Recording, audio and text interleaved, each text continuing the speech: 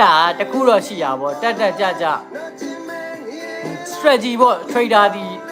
ကျွန်တော်မြင်ရတဲ့ပြဿနာကျွန်တော်ပြောပြမယ်ပေါ့နော်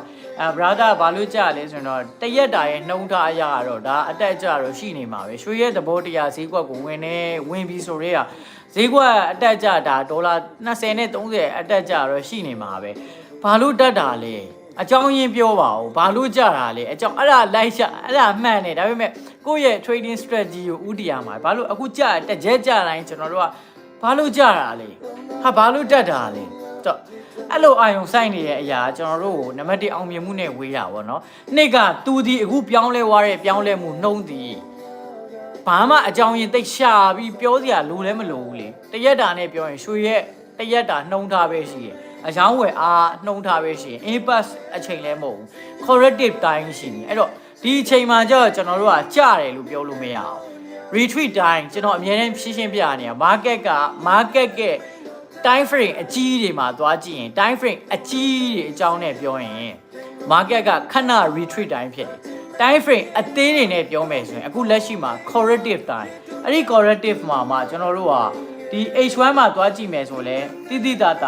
ပြန်ပြီး bullish ကိုဝင်လာတာတယ် H4 မှာဆိုလဲ bullish ကိုဝင်လာတာတယ်အဲ့ဒီ corrective မှာသူဒီ wave 4 corrective နောက်ထပ် impulse ကလက်ရှိ technically အရာ wave အရာ pattern တွေအရာ structure တွေအရာအတက်ကိုဥတည်တယ်အဲ့တော့အခုနေကြနေတဲ့အကြကလဲဟိုးဆိုပြီးတော့မှတနိုင်ငံတစ်ခုကနေထုတ်ရောင်းပြီးတစ်ခုဖြစ်ပြီးကြာသွားတဲ့အကြမျိုးလဲမဟုတ်နေဘူးဆိုတော့ just a day trade မှာ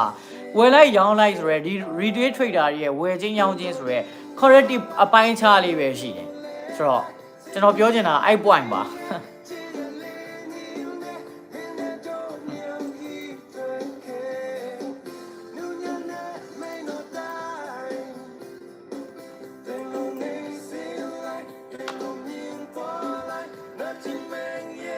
4194ပါ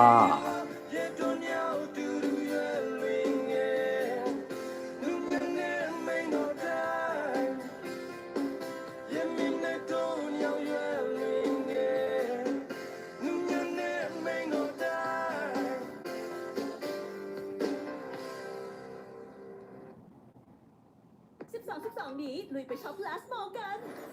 ช็อปโปรสุด Exclusive จากแบรนด์ดังระดับโลกก่อนใคร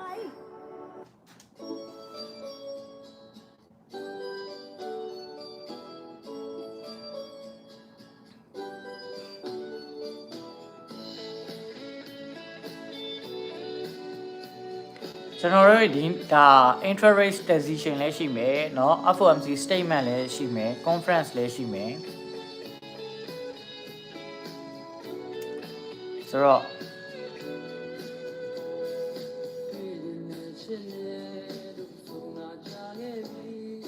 အတိုးနှုံးကလည်း short ချဖို့လားလာတော့များနေပါတယ်အများကြီး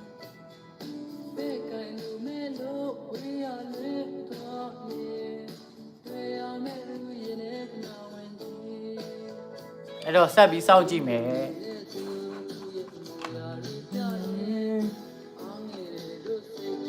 ကဲ4195ဗျာ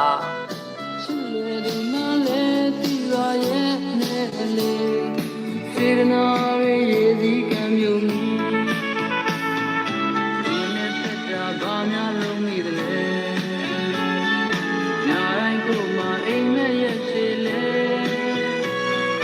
မိတော့မလို့နဲ့ဝေးလာတယ်ပြုံးတော့မလို့နဲ့မဲလာတယ်တော့ကဲဆက်ဆောင်မယ်ဗျာ